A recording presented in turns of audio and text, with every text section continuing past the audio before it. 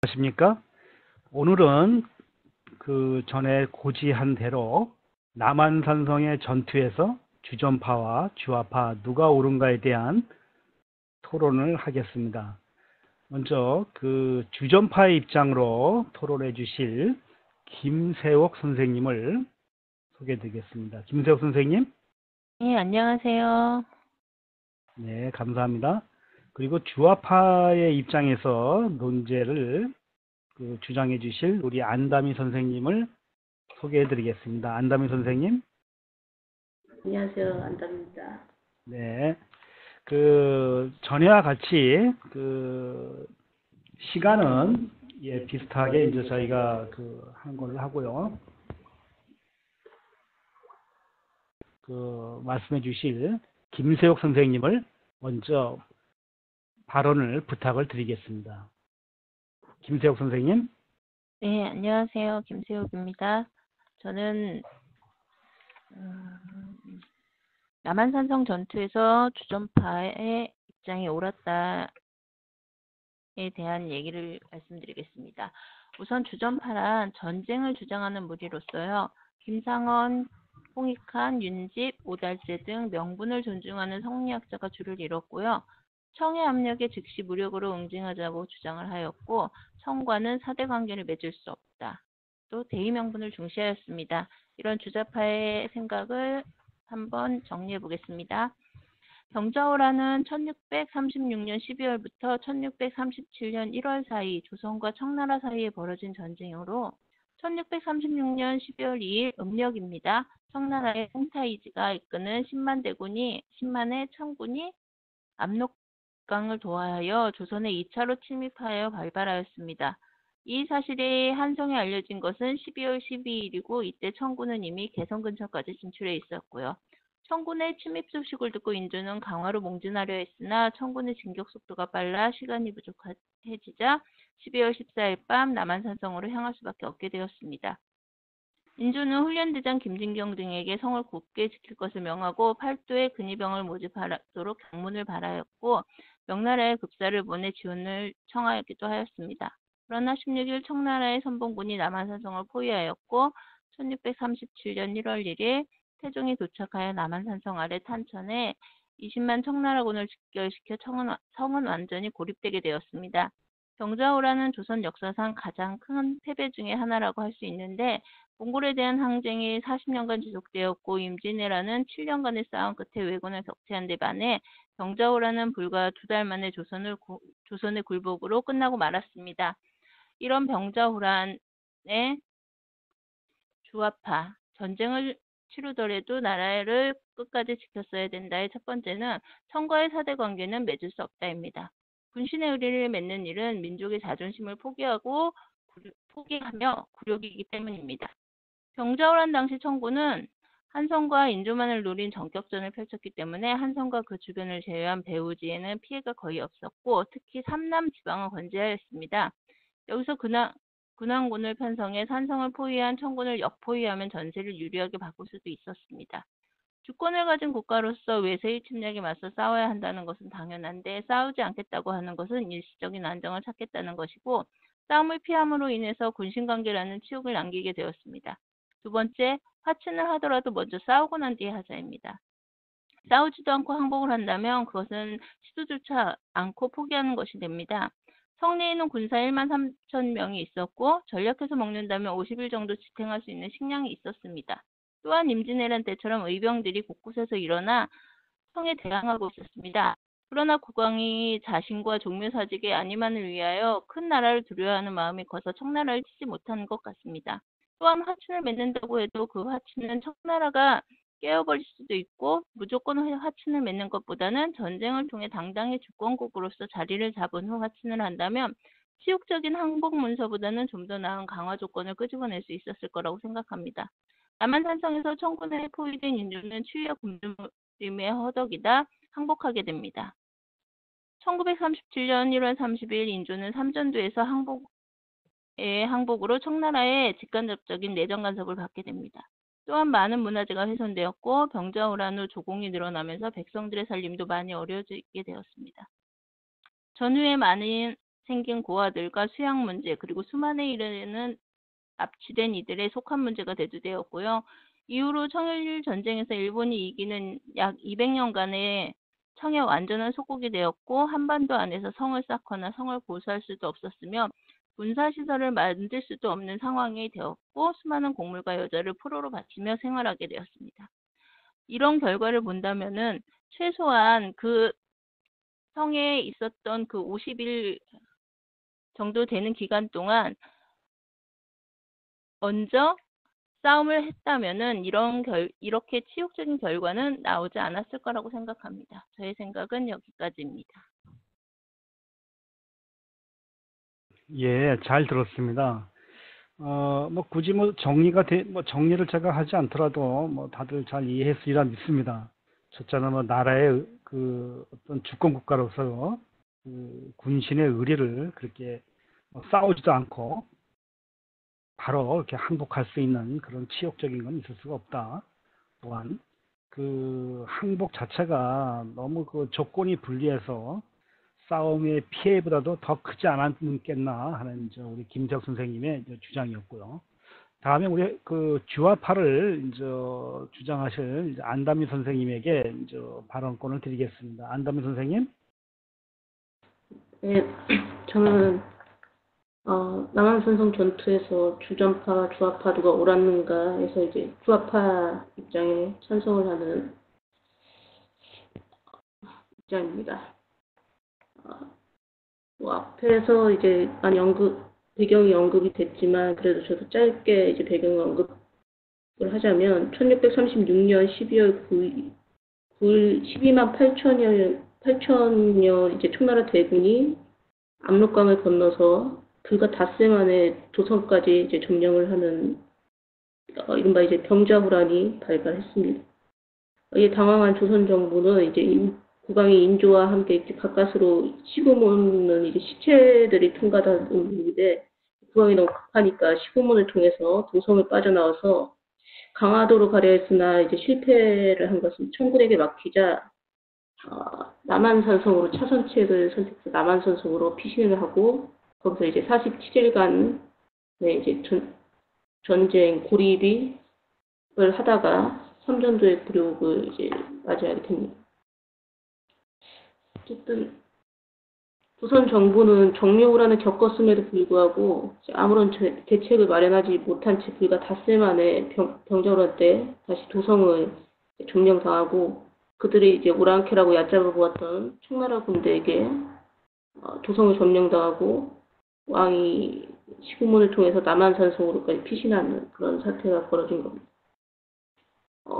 당시 청나라는 새롭게 떠오르는 이제 강자였습니다.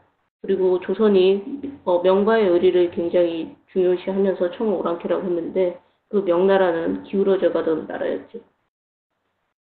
이런 상황에서 전쟁 준비에 대한 대책도 마련되지 않았던 조선이 무조건 전쟁을 하자 오랑캐와는 화친을 할 수 없다라고 주장하는 것에 대해서 저는 굉장히 비효율적이었다라고 생각을 했습니다. 특히 첫 번째로 조선이 전쟁의 위험을 감당하면서까지 명나라의 외교 노선을 끝까지 지킬 이유가 있었는지 의문이 듭니다. 청나라는 이미 명나라의 수도인 북경 바로 앞에 이제 송산선까지 이르러 명의 5만 4천 대군을 전멸시키는 등 승승장구하고 있었습니다. 국호도 후금에서 청나라로 바꾼 상태였고요. 반면에 명나라는 서안 쪽에서 이자성의 난이 일어나는 등 국가 내부적으로 굉장히 혼란이 가중됐던 기울어져가던 시기였습니다. 여기에 조선의 입장에서도 명과의 외교가 그렇게 실리적이진 않았던 것으로 보입니다. 기울어졌던 명나라는 조선에 사신을 보낼 때마다 거의 조선의 기둥뿌리를 뽑아갈 정도로의 막대한 이득을 사신들이 챙겨갔습니다. 여기에 손해를 본 조선 백성들이 정부에다 우리가 너무 손해를 보고 있고 사신들의 행포가 너무 심하다라고 하소연을 하지만 오히려 정부는 명나라의 사신의 심기를 불편하게 하지 말라는 등으로 이제 백성들을 나무라거나 오히려 백성들을 벌을 주거나 이런 이제 대응을 합니다. 이런 점을 감안했을 때 조선이 명나라의 외교를 굳이 선택하고 그 명나라 외교 노선 입장을 굳이 고수할 필요가 있었는가, 조선에게 아무 이득이 없었는데도 불구하고 그랬는가에 대해서 회의적인 생각을 가지고 있습니다. 그 두 번째는 조선은 이미 두 차례 전쟁을 통해 조선 내부적으로도 그 전쟁에 대한 수습이 되지 않았던 상태였습니다. 이미 많이 알다시피 임진왜란 두 차례 외란이 있었고, 임진왜란으로 인해서 이제 한반도 내에서는 한 번도 전쟁을 치르지 않았던 조선의 입장에서 그 임진왜란은 굉장한 타격을 주었습니다. 특히 임진왜란으로 인해서 이제 경복궁이 소실되고 문화재가 유실되었으며 수백 명의 백성들이 포로로 끌려가거나 전쟁으로 인해 죽었습니다. 이러한 내란으로 인한 피해가 수습이 되기도 전에 정묘호란이라는 또 호란을 겪게 되고, 그 사이에 덧붙이자면 광해군에서 인조로 넘어가는 사이에 인조 반정이 일어나기도 하는 등 내부적으로 굉장히 혼란이 있었습니다. 백성들이 이렇게 많이 포로로 잡혀가거나 전쟁으로 인해 죽으면서 노동력도 감소되고 생산력도 감소되고 토지의 3분의 1 이상이 피폐해졌습니다. 여기다 자연재해가 겹치면서 굶어 죽거나 질병에 걸려 죽는 백성들도 셀 수 없이 많았습니다. 이처럼 내부적으로 혼란을 채 수습하지도 못한 상황에서 외부적으로 봤을 때 청이라는 새로운 강대국으로서 부상하는 세력이 있었습니다. 이러한 강대국으로 부상했던 청나라 세력을 상대로 내부적으로 혼란을 겪고 있었던 조선이 과연 전쟁을 감당해낼 수 있었을까? 오히려 광해군 때처럼 우리가 실리적인 중립 외교 노선을 선택하는 것이 더 우리에게는 실리가 아니었을까라는 생각이 듭니다. 세 번째로는 조선은 이제 아무 대비책도 없이 전쟁의 대비책도 없었고, 이로 인해서 인주는 급하게 이제 천하의 요새인 이제 남한산성으로 피신을 하면서 그 남한산성 안에서 오랫동안 버틸 여력이 부족했다는 점입니다. 인조가 피신을 간 그 시기는 음력 12월 25일인데 그때는 양력으로는 1월 달쯤이 되고 굉장히 극심한 추위가 있었던 겨울입니다. 이렇게 자연 여건상으로도 굉장한 추위와도 싸우면서 버텨야 했지만 남한산성 내에서의 고립 기간이 길어지면서 그 성 내에 있던 군량이 바닥이 나는 일도 있었습니다.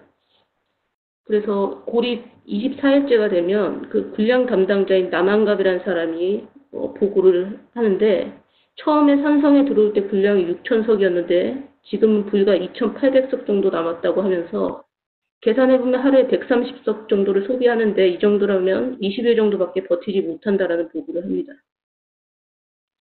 또 조선 정부 입장에서 이제 남한산성에서 이제 항전을 하면서 청나라의 군세도 살펴볼 필요성이 있었습니다. 이렇게 전쟁 중에 이제 다른 적군의 이제 부대의 이제 군세를 살피러 가면서 이제 빈손으로 가기보다는 어느 정도 먹을 거라든가 이런 걸 조금 챙겨가는 것이 이제 관례였던 것 같습니다.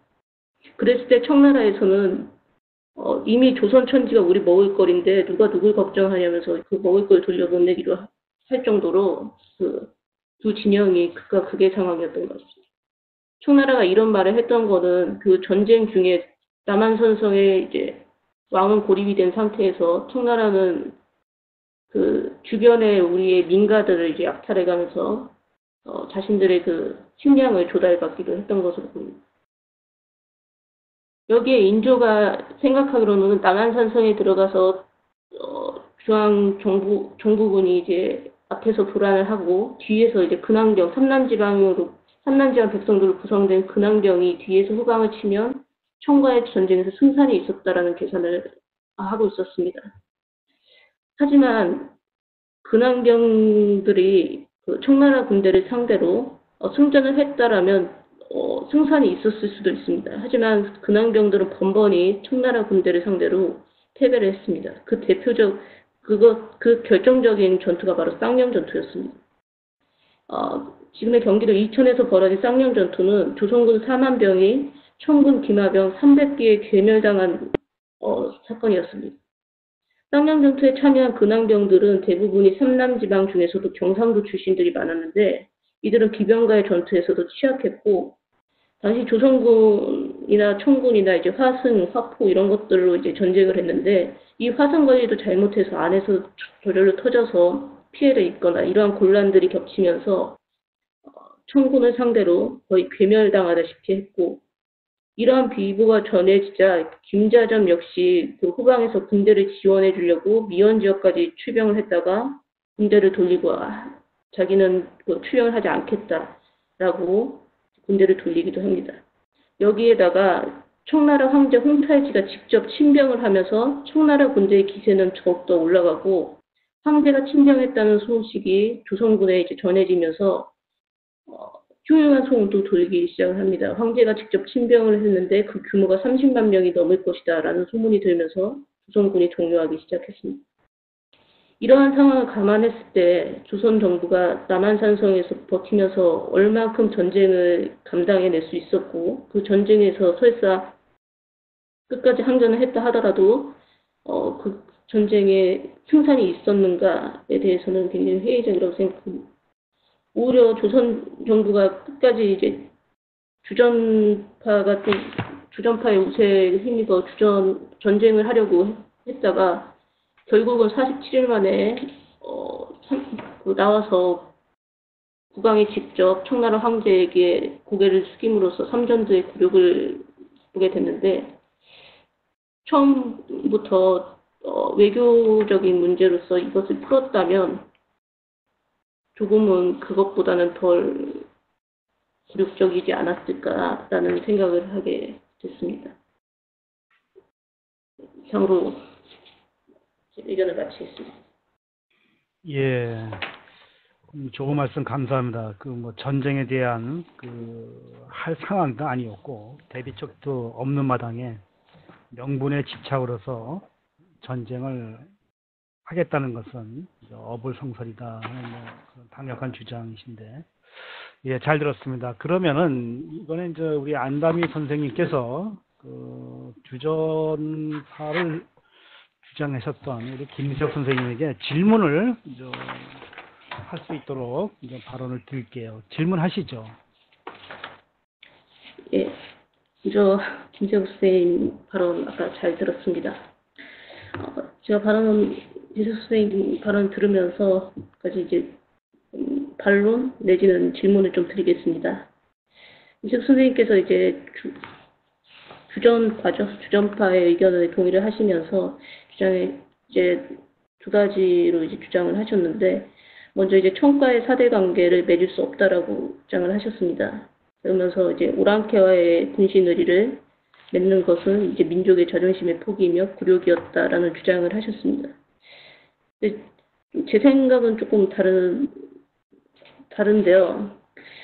당시 조선은 이미 명나라와도 이제 사대 관계, 조공 측봉 관계라는 것을 맺고 있었습니다. 즉 그러니까 중국과의 조공 측봉 관계가 우리가 생각하는 그런 사대주의 굴욕적인 것인가라고 판단하는 것보다는 이미 이제 명나라와는 그렇게 맺고 있었죠. 그 상대가 이제 청으로 바뀌는 것일 뿐입니다. 물론 조선 입장에서는 청은 여진족이고 오랑캐이고 이런 입장들이 굉장히 강했습니다. 그 당시. 하지만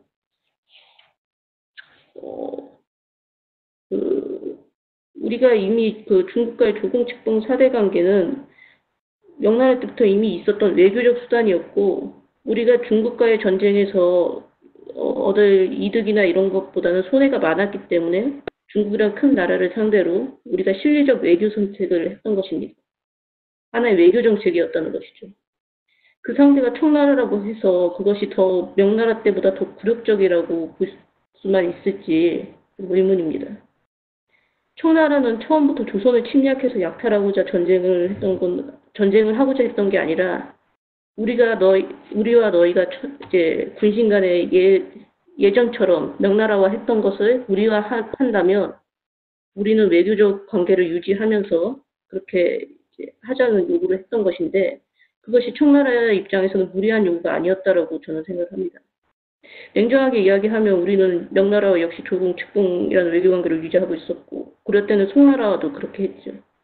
이것이 굴욕적인 사대 정책을 편 것이 아니라 당시 동아시아 국제 정세에 이른 독특한 외교 정책이었다면 총과의 사대 관계는 절대적으로 맺을 수 없는 것이고 굴욕적이다라고만 주장할 수 있을지는 의문이라 어떻게 생각하시는지 질문을 드리고 싶습니다. 예. 김세훈 선생님 말씀하시죠. 네. 군신의 관계에서 군신의 관계가 우리는 그 전부터 사대 관계에 있었고, 그리고 실리 외교 차원에서 그런 식으로 그렇게 해왔다고 말씀하셨는데, 청과의 전쟁에서 처음에 1차 침입 때는 군신의 관계가 아니라 형제의 관계로 맺자고 왔었고, 형제의 관계를 체결하고 갔습니다.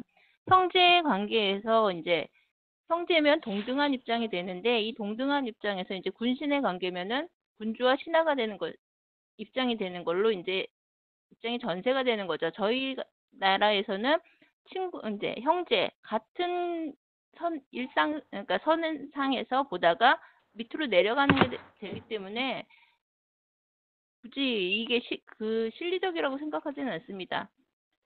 어느 정도 그래도 형제였을 때는 그래도 우리 나름의 주권이 있었는데, 군신의 관계가 된 이후부터 우리나라에서 하다못해 성을 보수하는 거나 모든 게 전부 청의 허락을 받고선 나중에 하게 되게끔 돼 있어요.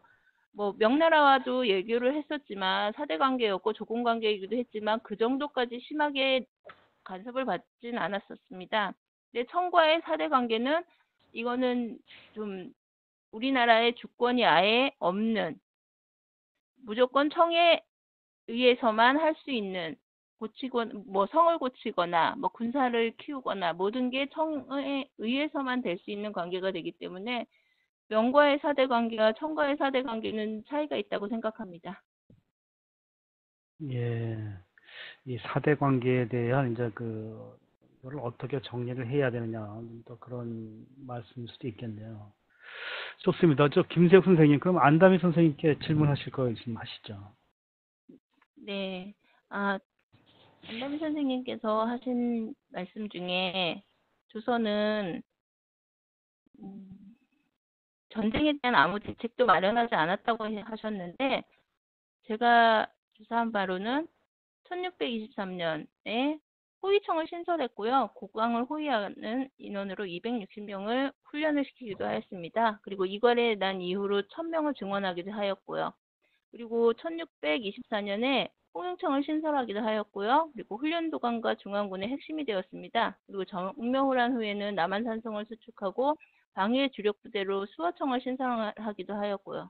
이는 유사시 국왕이 도성을 떠날 경우 국왕은 훈련도감과 어영청을 거느리고 강화로 가고, 총영군은 세자가 거느리고 남한산성으로 가는 거점으로 이제 청에 대한 압박, 강화도에 대한 압박을 둔화시키기 위한 군사 계획을 세우기도 하였습니다.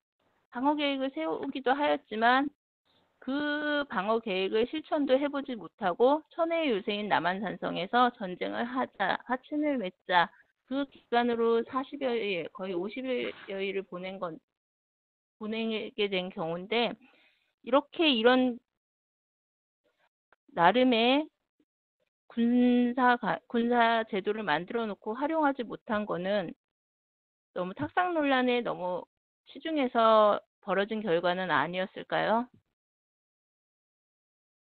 네. 안 선생님 어떻게 생각하세요?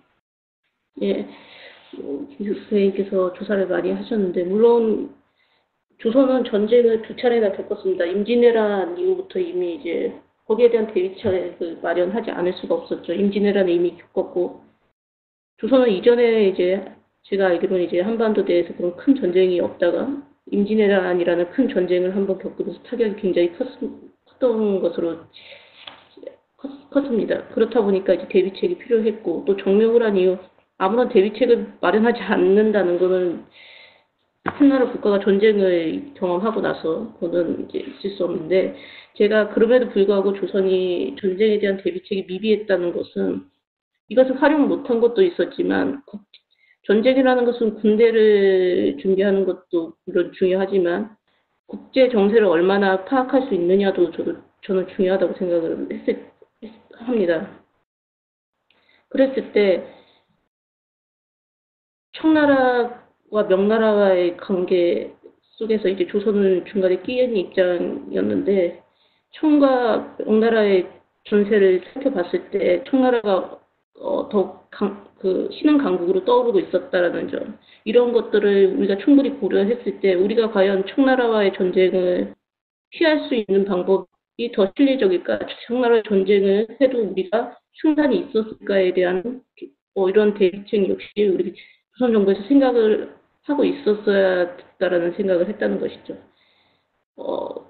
화친이라는 것이 단순히 탁상 공론이라고 생각할 수도 있습니다.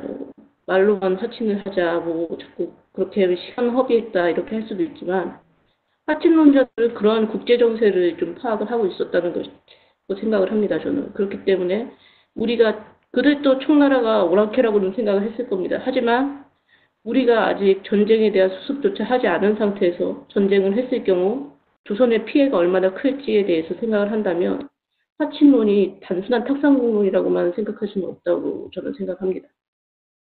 그리고 제가 또 하나 대비책이 미비했다는 것은 국제정세에 대한 인식도 부족했을 뿐더러 정령후란 이후 인조는 그 정령후란 이후 10년이라는 기간이 있었는데 그 10년 동안 그런 군사도 물론 이렇게 남한산성도 방비를 하고 이런 대비책도 있었지만 오히려 인조에게 굉장히 중요했던 것이 바로 자기 아버지의 추승 논란이 그 10년 동안 계속 이어집니다.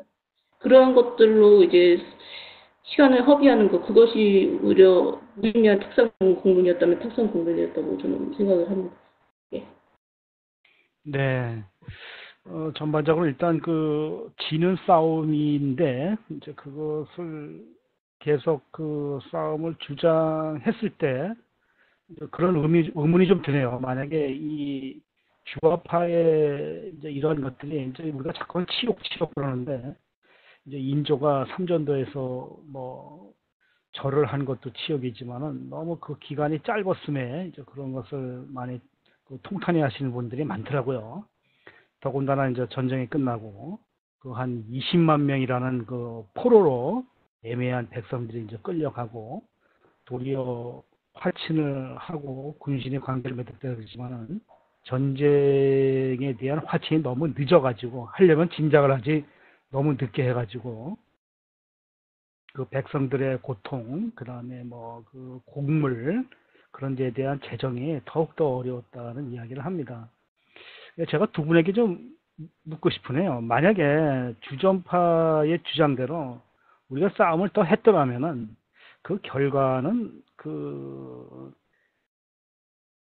삼전도의 치역보다 더 어려웠을까요? 그러니까 더 우리에게 비참한 결과가 나왔을까? 아니면 조금 더 그 어떤 화친하는데 조건이 조금 더 나아지지 않았을까? 하는 그 두 가지 생각이 드는데요. 우리 김세혁 선생님은 어떻게 생각하세요? 만약에 우리가 주전을 더 파가 우세해서 싸움을 더 갔다 그러면은 그 이후에 이제 벌어지는 일들이 어떻게 좀 생각이 드세요? 저도 그렇게 전쟁을 좋아하진 않지만, 근데 이 상황에서 만약에 전쟁을 치르게 됐다면은, 우선, 임진왜란 때 광해군은 직접 위병을 일으키고 항쟁을 이끌면서 승리를 만들기도 했잖아요.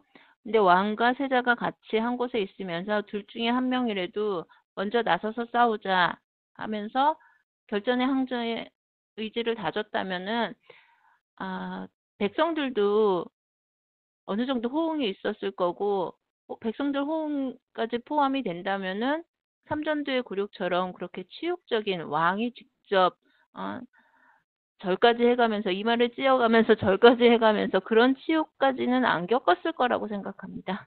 네, 그렇군요.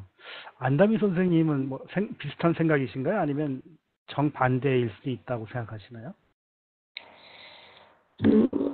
제 생각으로는 어쨌든 청나라 황제는 요구를 했을 것으로 생각을 합니다.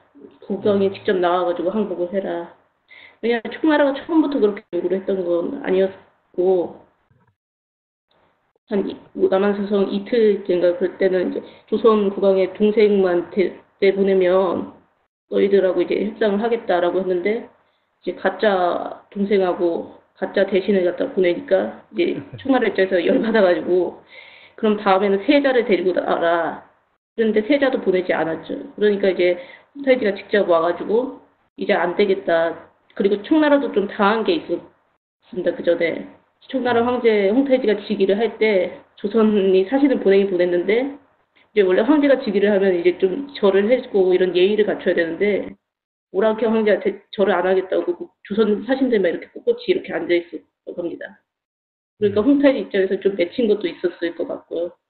그래서 조선 국왕이 직접 와가지고 항복을 하라고 요구를 했던 것 같습니다. 그래서 인조가 나중에 이제 도저히 안 되겠어서 나오면서 국왕이 직접 나가서 하는 거는 자기 그 위신도 있으니까 좀 봐달라고 하는데도 끝까지 그랬던 걸 봐서는 홍타이지는 끝까지 만약에 조선이 청나라하고 전쟁을 했을 때 저는 조선이 승산이 있었을지 없었을지는 잘 모르겠는데 졌다라면 끝까지 조선 국왕의 그런 룩은 변하지 않았을까 그런 생각이 듭니다.